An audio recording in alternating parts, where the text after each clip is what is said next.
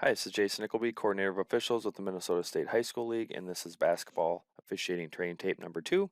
Going to take a look at 3 more plays this week. Again, not picking on any one crew, team, or official, just trying to learn from these plays and have a discussion about crew coverages and philosophy and rules as well. So, with that, we'll take a look at these plays.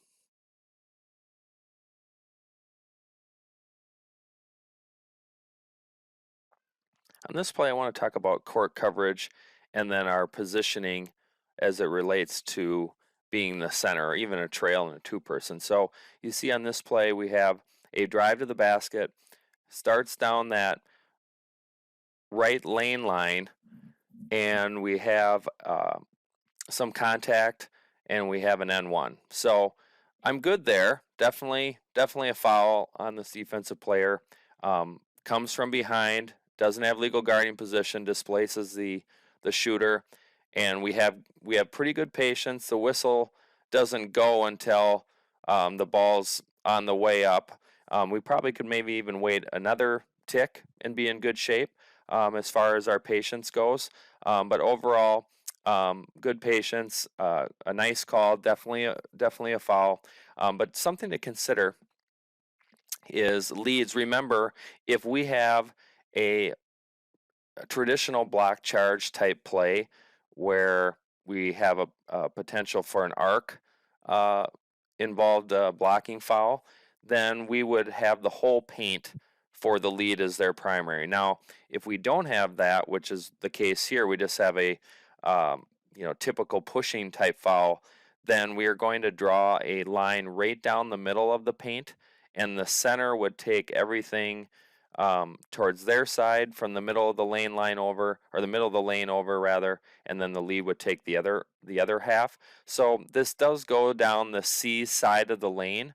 So what we would want to do is defer primary to the center. So centers, another reason to work low if we can, or lower. So we're in good position here, right at the free throw line extended, and that's fine.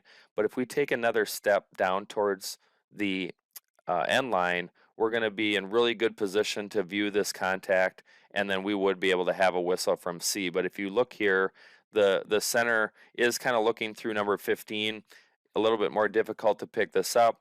I like that we're working deep as the lead, and we're only a step off the lane line, so if we are going to be involved in this play, we're in good position, and we want to work as deep as possible. But if we're too close to the end line, we definitely are not going to be in the best position to view this contact. So just a couple things to consider. One, we should draw a line right down the middle of the paint. Center should take everything to their side, lead to the other side if it's not a true block charge play. And then if we do have a double whistle, make sure we defer to the center on this play. And then centers, if we can work another step lower, we might be able to pick this up without having to get the lead involved in this play. But overall, definitely a foul. Something else interesting on this play is I believe he doesn't put the pivot foot back down. I think he picks it up and he covers quite a lot of ground without traveling, in my estimation. But something else to consider, especially for the center on this play. So just a coverage and philosophy positioning piece for our center to think about.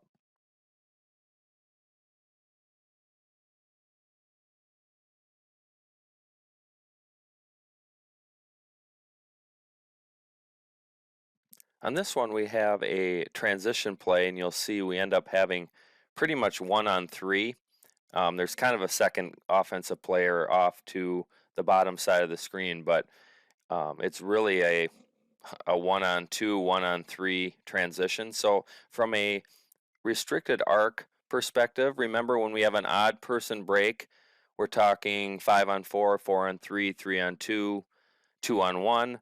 Then in that case, any defender is secondary by rule, and if they set up in the restricted area for the purpose of taking a charge, it's going to be a blocking foul on that player. Now in this case, it's 1-on-3, and we don't have a player who sets up legal guarding position in the restricted area, as you can see here, clearly outside of the restricted arc. So therefore, this is a regular block charge play. We would judge this contact like it would take place anywhere on the court, and we would judge it just like we would prior to having the restricted arc. So this would be the same. We would officiate this play the same across the country, uh, as far as this is not a restricted arc involved play. So we have to decide, does this player establish legal guarding position prior to the contact, and then is the significant displacement caused by the offensive player, and if so, it's going to be an offensive foul. In this case, the lead, it gets down in really good position in transition to view this contact and makes a pretty solid ruling. It looks like 23 plays right through his chest and takes him to the floor. So we have an offensive foul on the offensive player. So that part's good. Now the only thing I'll say, to be picky, is we haven't changed our offensive foul team control foul signal in Minnesota yet. So we are still doing the fists in the air and then the punch. Now the NCAA has changed it to the signal that's used in this particular situation. And everyone knows what you mean, but we haven't changed that signal yet. It's possible that we will, but if we do have an offensive foul like this, player control, team control, then we should go fists in the air and then punch. But overall, good hustle, good position, and appears to be a solid ruling for an offensive foul on number 23.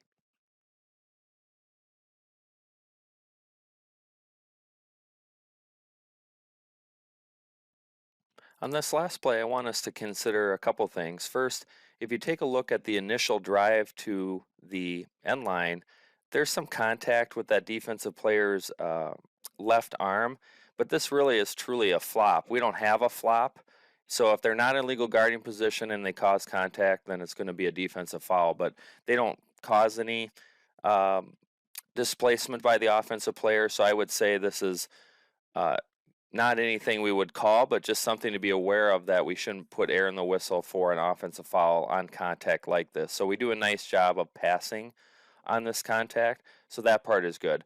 And then take a look at the action by the dribbler. Right foot, picks it up, left foot, then right foot. So traveling is the proper violation. Remember, we're going to put them off the floor if we can, and then that allows them more options. And if they pick up the pivot foot, that's established after that, and put it back down before releasing for a pass or try for goal, then we would have a traveling violation, which is what occurs in this particular play. So Trail adjusts because he thinks there might be a shot, and that's good. I think the only thing I would suggest here is, once that guy takes off for the basket like that, just stay put. Because then we would have been in really good position. We do get this, and that's fine. And remember, from a traveling perspective, totally fine to come from trail or center. Lead's got a lot going on with contact, at the rim. So totally fine for trail to pick this up. The only thing I would suggest is, once we made that position adjustment out into the middle of the floor, and then he takes off for the basket, I would just stay put. So we pick it up, and that's great. Something to consider is the flopping aspect, that we don't really have that in high school basketball, or we don't have that in high school basketball. We're looking for contact that's caused by a player who's not in legal guarding position, which isn't the case here.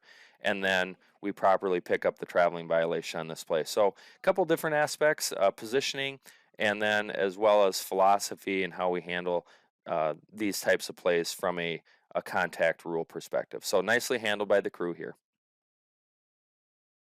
Okay, that will do it for training tape number 2. Just a couple things to consider for your crew as it relates to court coverage, traveling, and then player control, team control fouls, and restricted arc language. So take a look at those pieces in the rule book, review those, make sure we're on the same page, and then take a look at the pieces from the memo and have those discussions. But we're doing a great job. Keep up the great work, and we'll send out another tape either the end of this week or early next week. So good luck on your games this week. Stay healthy and safe.